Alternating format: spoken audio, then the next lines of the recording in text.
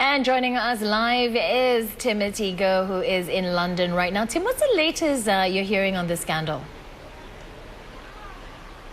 Well, Glenda, the London Organizing Committee Chief Sebastian Coe said this is depressing and unacceptable. And Chinese state media also denouncing the four women's badminton pairs.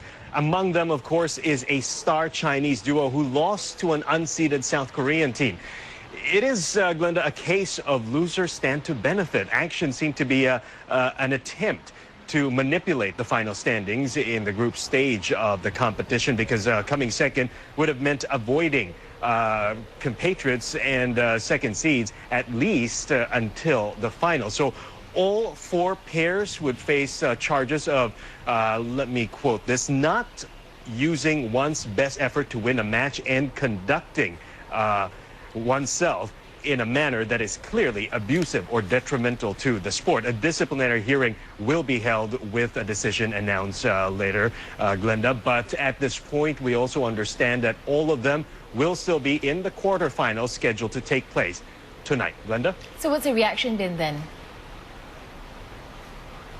Well, fans are the ones who end up losing big in a situation like this, because you come to a match to see athletes try their best to win. Instead, last night, they were trying to lose. So those who were here watching in the arena, which is just really opposite our live spot from here, we're all asking for these teams to be disqualified. Some even saying that if they want to lose badly, then just give them what they want. In China, though, Xinhua News wrote a harsh commentary. It says here, on the court, these four teams lacked a fighting spirit and desire for victory. On China's version of Twitter, Sina Weibo, more than 1.5 million postings were logged, and many fans also called it a humiliation for the national team. Glenda? Right, we'll also post this to our Facebook friends, and this is what they had to say. Bakyab said it's a sad case, and if you realize most of the controversial issues are with the Asian athletes, he's wondering if there's any coincidence. Winston Lam say, guess playing smart may not work when opponents are still playing fair. Now, it's in the culture. Guess the time for each to realize could only be proven in time. And, we have one here. Robert says, I believe it exists in all sports where teams try to avoid meeting the stronger opponent, but it should not be so blatant.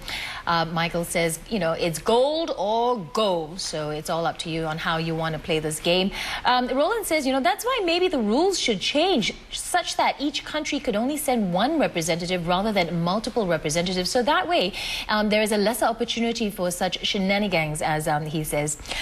Well, Tim, you know what? Also creating a buzz, but more positive this time, is American swimmer Michael Phelps. Now, he splashed into the record books as the most decorated Olympian in history. Phelps won a record 19th Olympic medal after claiming gold with the U.S. team in the 4x200 meters freestyle relay.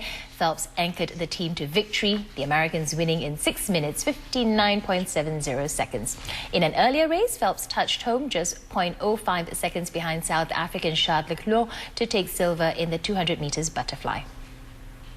It's an honor to be living in this lifetime to witness something of this nature. Michael Phelps is an outstanding athlete, and what he has accomplished, I'm sure even to himself, is out of this world. So it's amazing. I think that's absolutely awesome, and I am very proud of him, and I'm proud to be an American.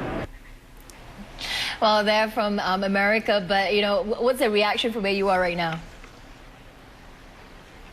Well, Glenda, first of all, Michael Phelps says these will be his last Olympic Games. He's been in 3 already, but he did go out with a big bang. It could be even bigger from what he already achieved last night. Let me just go through them. This is a poster coming out of one of the newspapers here in London today, and it says here 15 golds, 2 silvers, 2 bronze, total of 19 medals, the most of any Olympian known to man. And that Phelps says that he has races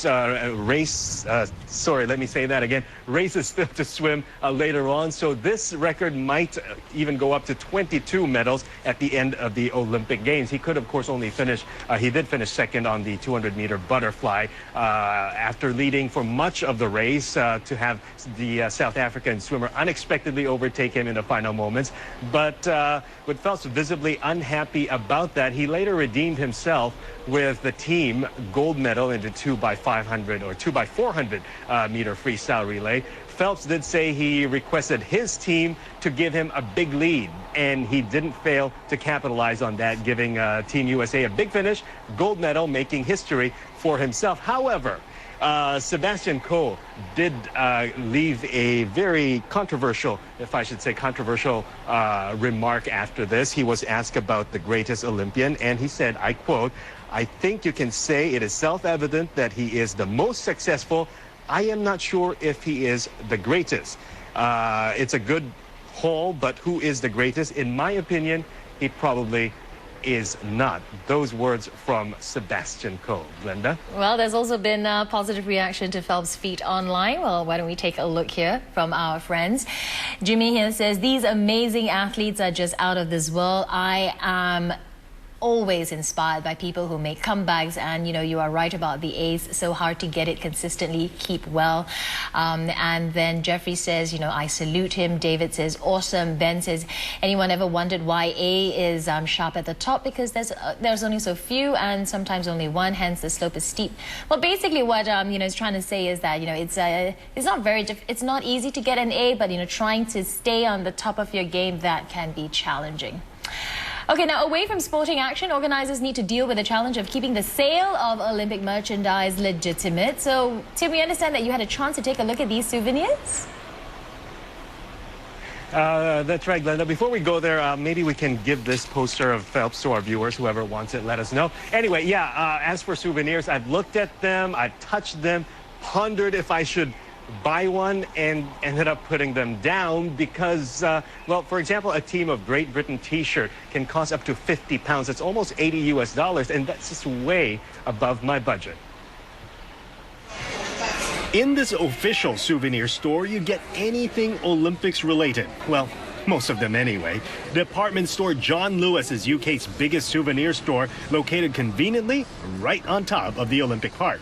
And as you can see, 2012 mascots Wenlock and Mandeville sit side by side with Olympic icons from ancient times. There are tens of thousands of products here for every age, from the big spending collector to those who just want a small memento of their time at the games. So, what are the best sellers so far? We have 10,000 product lines. It's a huge mix, from a couple of pounds for some wristbands right up to designer Nick Monroe. He's a very iconic British designer. He's designed some solid silver teapots, to our top product in terms of price, which is a solid gold £5 coin, £2,880 if you've got some change in your pocket.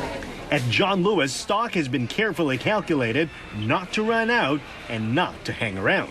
We're seeing a really significant growth in our running sales, obviously inspired by the likes of the athletes that are going to be appearing on the track in the next few weeks. We're also seeing a real resurgence in terms of some of those really strong key brands.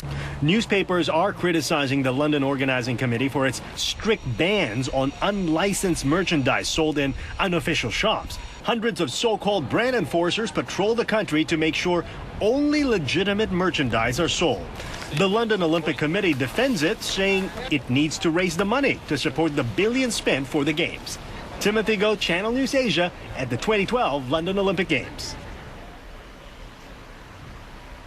So, Glenda, legitimate merchandise only, which means they cost a little bit more than if you can buy unlegitimate ones. And to add to that, there's a report out today suggesting that despite these Olympic Games, tourism and retail is actually losing out disastrously because Londoners and even tourists are staying away from downtown London's shopping areas. That's all for me, Glenda. Oh dear. Okay, well, if you have any pocket change, and I wouldn't mind a souvenir or two.